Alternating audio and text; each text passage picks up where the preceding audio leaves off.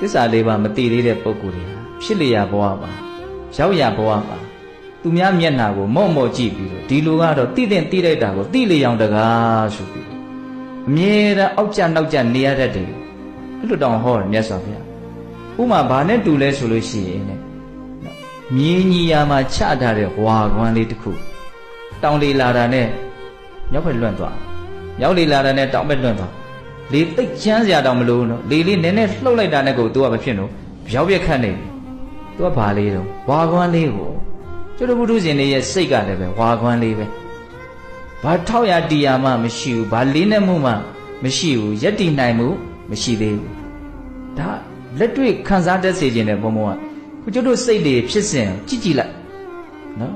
ဖြစ်ခြင်းတယ်လို့ဖြစ်နေတာနော်စိတ်ကဟုတ်တယ်မဟုတ်လားစိတ်ကိုစိတ်ဝင်စားကြည့်စမ်းပါစိတ်ကကိုယ့်လက်ထဲမှာရှိတာလားစိတ်ရဲ့မြင့်မြတ်မှုယုံညံ့မှုဟာကိုယ့်လက်ထဲမှာရှိတာလားအာယုံလက်ထဲမှာရှိတာလားဆိုရင်စိတ်လက်ထဲမှာရှိအာယုံလက်ထဲမှာရှိတာတော့ကျွတ်တို့ကဒီစိတ်ကိုအာယုံလက်ထဲမရှိစေရဘူးငါရဲ့ဉာဏ်ရဲ့လက်ထဲမှာရှိအောင်ငါဖြစ်ခြင်းတို့ကောင်းတာလေးတွေဖြစ်အောင်လုပ်မယ်လို့ဒီစိတ်ပေါ်မှာပိုင်နိုင်မှုမရှိရသော်ပဲအဲ့ဒါတွေကိုထောက်ပြတာပုထုဇဉ်ရဲ့အနေထားသစ္စာလေးပါးကိုမသိသေးတဲ့ပုဂ္ဂိုလ်ရဲ့အနေထားဒီလောက်ပဲရှိသေးတယ်ဘယ်လောက်လဲဝါခွမ်းလောက်ပဲရှိသေးတယ်နည်းနည်းလောက်လောကရန်လေးလှုပ်လိုက်တာနဲ့ချလိုက်ပါ